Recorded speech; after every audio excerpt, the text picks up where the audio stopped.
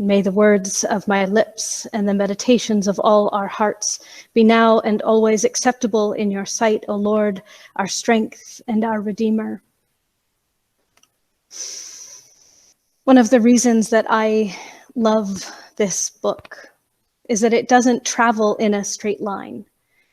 These stories that we hold as sacred and that we keep coming back to for wisdom and for guidance and for hope, these stories travel in circles and in spirals.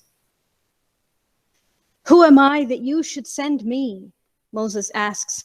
And the answer is, I am with you, and you will know that I am with you when your story circles back to this mountain and we meet here again.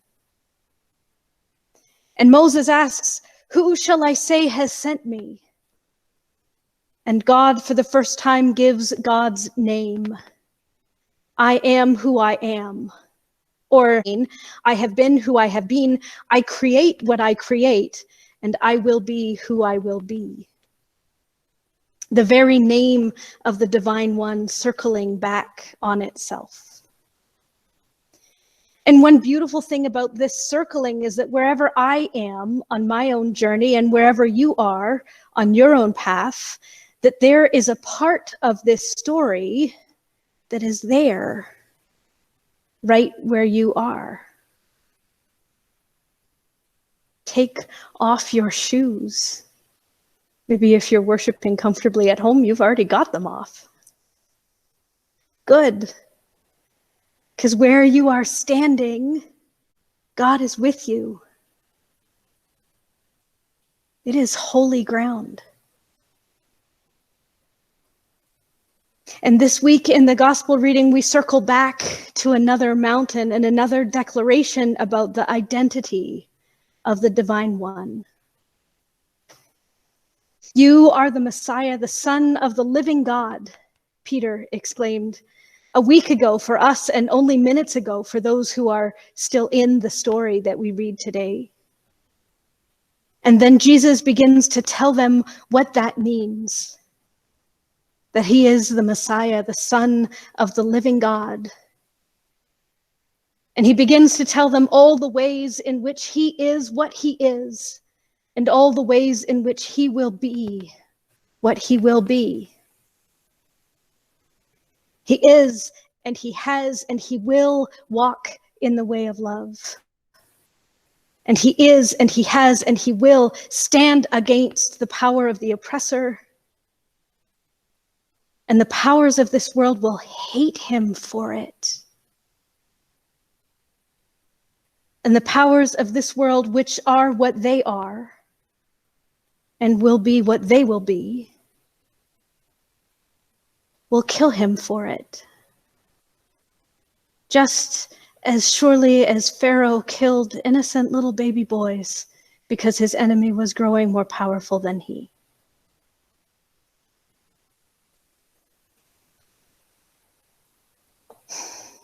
Because the power of love is to stand with the poor and the weak and the hurting and the grieving and the hungry and the oppressed.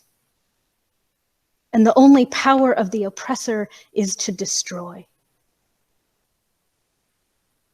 They are what they are, and they will be what they will be.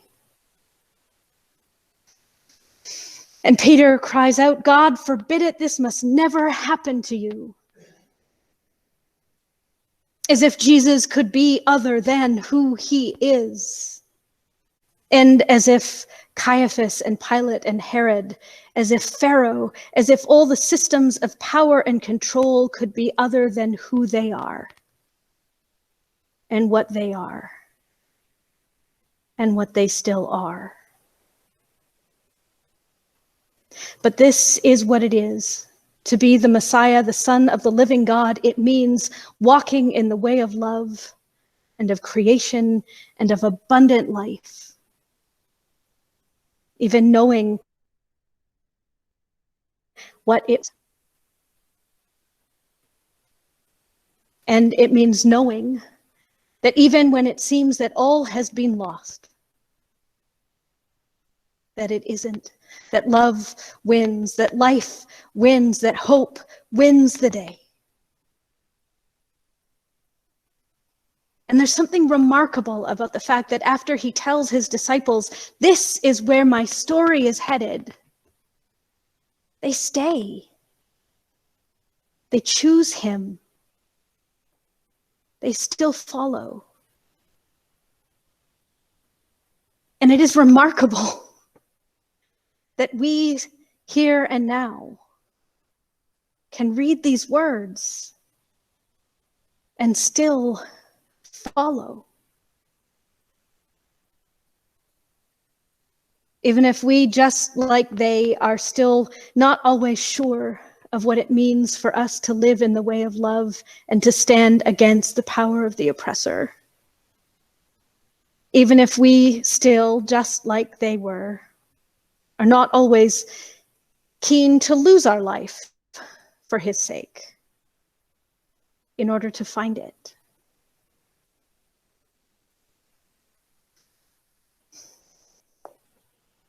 I fear this passage a little bit.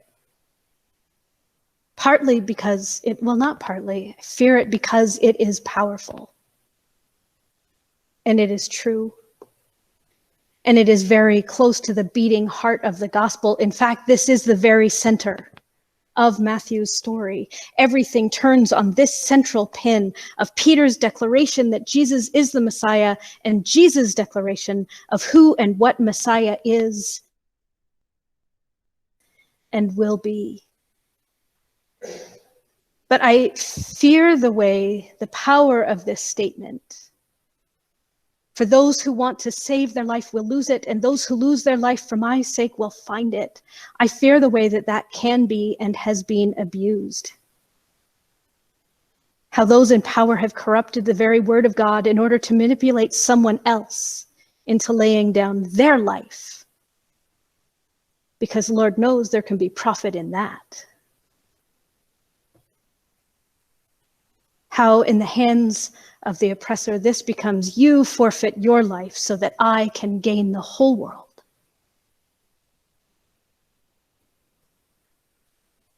But that does not come from God. That comes from everything that Jesus lived in order to stand against. That is the justification that the temple leaders use. Better that one man should perish for the good of the people. That's the whole point of the Romans taking up the cross, so that one man can die horribly in order to keep a frightened populace in line. The gospel very clearly does not ask me to consider what you should forfeit. It asks me what I will sacrifice. And to even ask that question is to stand in opposition to the powers of this world, because this world is built on a fundamental value of exploitation. This world begins and ends with exploiting every opportunity and every weakness, because if you don't, somebody else will, and it might as well be you that reaps the benefits. We've got one guy now who is worth $200 billion. Such excellence in exploiting every opportunity, every weakness, and every worker. What a pinnacle of human achievement. And what does it cost us?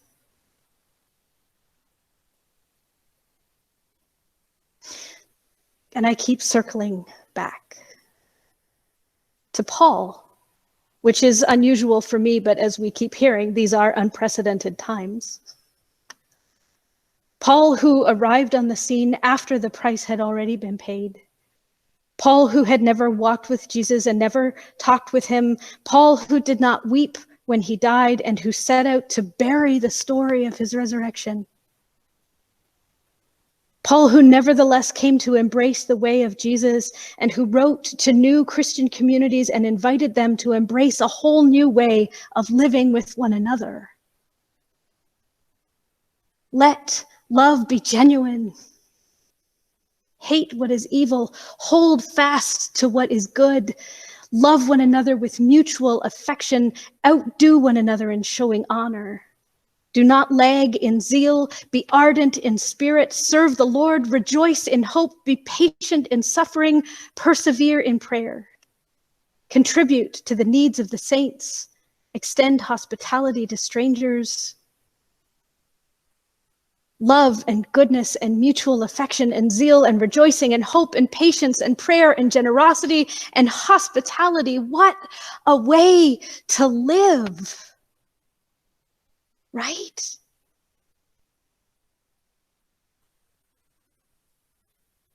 But this line that keeps me up at night. If it is possible, so far as it depends on you, live peaceably with all. Because I try. I do. And I believe that you try. That as far as it depends on me and on you, that we choose love and goodness and generosity and hospitality. But also that we live within structures and institutions that thrive on exploitation. We inherited the doctrine of discovery, a whole nation built on the theological and legal claim that this land was just here for the taking. We can't live in this world without being in some way complicit in its persistent sins of capitalism and patriarchy and white supremacy, which are all tied up with one another. These systems of power that you and I did not choose, but that as far as it is possible, so much as it depends on us, we cannot choose to leave. So what are we to do? What does it mean for us now to let love be genuine and to hate what is evil and to hold fast to what is good, to love one another with mutual affection, to rejoice in hope, to be patient in suffering, to persevere in prayer, to contribute to the needs of the saints, to extend hospitality to strangers?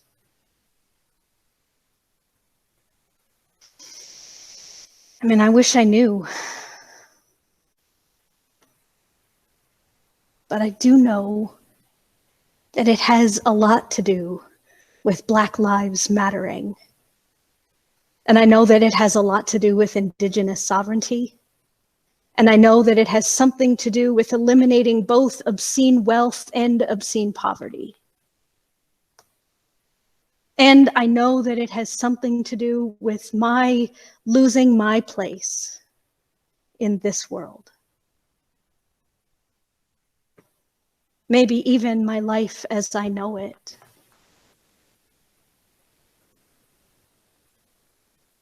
In order to gain something different, something better, something with more love and more goodness, more mutual affection, more hope and more patience and more prayer, more generosity and more hospitality. I do know that these dusty old ancient stories of hope and of struggle and of death and resurrection and of something new made possible by the end of what had gone before. I know that these stories matter in this moment as much as they ever have. And I know that the ground where we stand with the poor and the outcast, that the ground where we stand against exploitation and against fear, the ground where we stand for love and for goodness, as much as it is possible, and as much as it depends on us. The ground where we stand, God is with us, and it is holy ground. Thanks be to God.